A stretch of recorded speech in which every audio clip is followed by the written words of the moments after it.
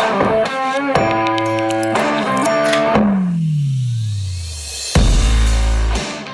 right, everyone.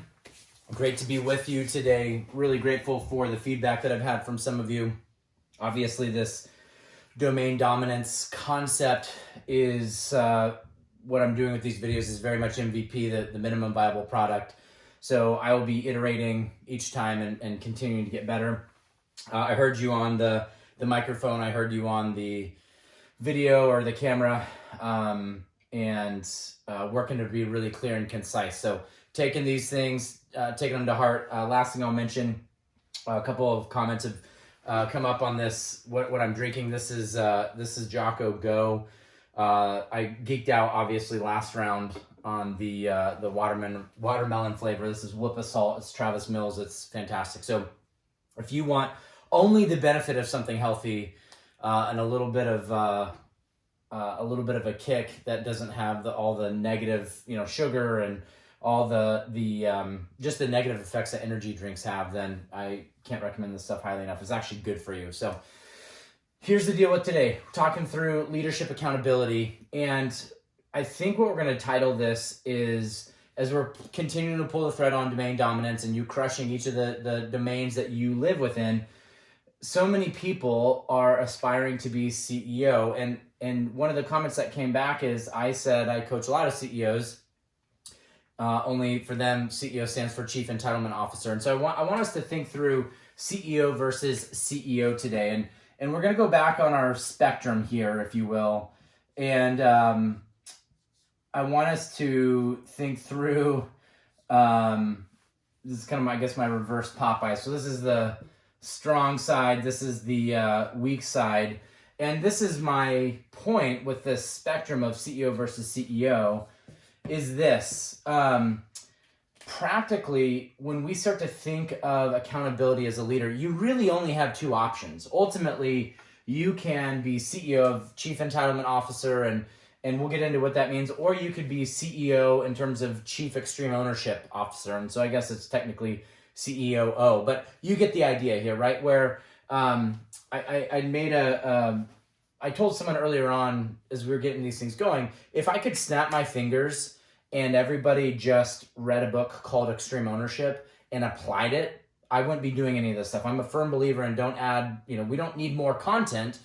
However, at least within my sphere of relationship and the clients that I'm very privileged to partner with and work with, sometimes there are people that think like a CEO, think like a Chief Entitlement Officer, regardless of where they're at in the chain of command, regardless of how senior they are as a leader or how junior they are. So let's break down CEO, Chief Entitlement Officer, and I'll just say this so that we don't forget here. But this has got to be one of the most cancerous concepts in all of history right now, or that we've seen across history, and cancerous for our current day and age. But entitlement, this is somebody who you need to respect them because of their title, right? So they're a leader and they have authority, and you need to respect them because they have an authoritative role, which is not healthy leadership, right? You should be stoked to follow your leader because they're modeling well and they're the CEO, the Chief Extreme Ownership person.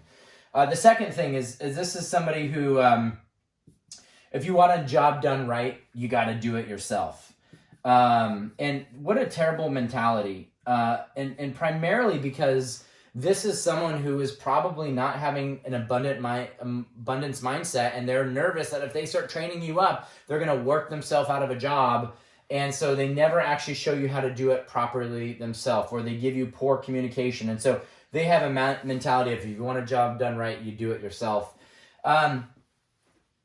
We probably don't need too much more example of what entitlement looks like. You know what it looks like. I know what it looks like. It's pervasive.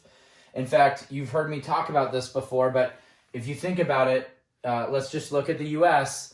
In America right now, we have the highest form of leadership. We have the Biden administration blaming the Trump administration, and the Trump administration blamed the Obama administration. Obama blamed Bush, and Bush blamed Clinton, and Clinton blamed Bush, and Bush Sr. blamed even Reagan to an extent, and Reagan blamed Carter, and Carter Gerald Ford, and so on and so forth.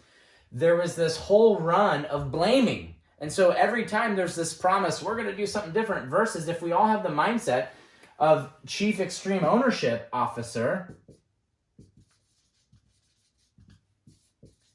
then what will happen is there is no blaming. There is no, man, if they would have just done their job right. And instead, these are people that actually realize that your company or your organization is a reflection of what? Of the leader. It is a reflection of senior leadership. An extreme owner, a CEO will actually realize that the best thing they can do is they can actually need to know what skills or tools or how you can be set up for them. So they're others focused. Or we could say others first. I think this concept is much more rare. So we'll wrap up here, but this is the thing that I want us to have as our takeaway. If you want to go be an excellent leader, this takes some muscle to build. And if you can focus on this, if you're others focused and you own things and you don't blame and you don't, I like how one of Echelon Front's leadership instructors, Jason, will talk about pulling out the Blamethrowers and just start blaming everybody. And that was why I used my intent isn't to get political, but I used the example of our, the presidents that we've had. We're so good at blaming others, and that is the last thing that's needed, because it's not at all effective and efficient. And by the way, there's still the problem. So if you can step up and say, hey, I heard this is wrong, I will take ownership, and I will start to, I may not be able to fix it right now, but I will start taking steps toward fixing it. I assure you that you will be a healthy, strong CEO, because you're so busy making sure that your team is set up for winning. You're addressing problems, you're addressing challenges, you're overcoming hurdles, and this is what is needed. And that's why I say, if I could, I would just have everybody read Extreme Ownership and apply it. So trusting that's helpful. Ultimately, accountability is not passing the buck. It's taking ownership of everything in your life and saying, I'm going to control what I can control. And we'll talk more about that later on, but I want us to just start wrapping our mind around, let's be a CEO, a Chief Extreme Ownership Officer, if you will, or leader, and your life, both personally and professionally, you will start to crush every domain, because ownership is in every single domain. All right, cool for you.